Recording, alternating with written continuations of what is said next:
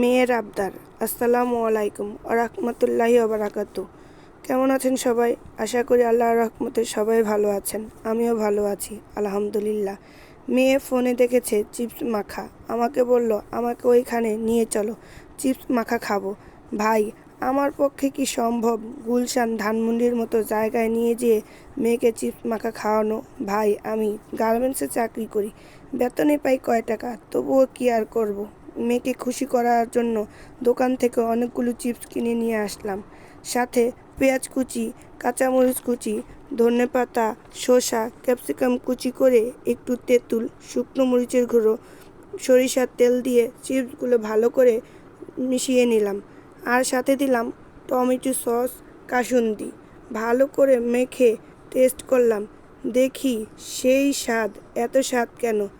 চেষ্টা করলে কি না হয়, চেষ্টা করলে সব হয়।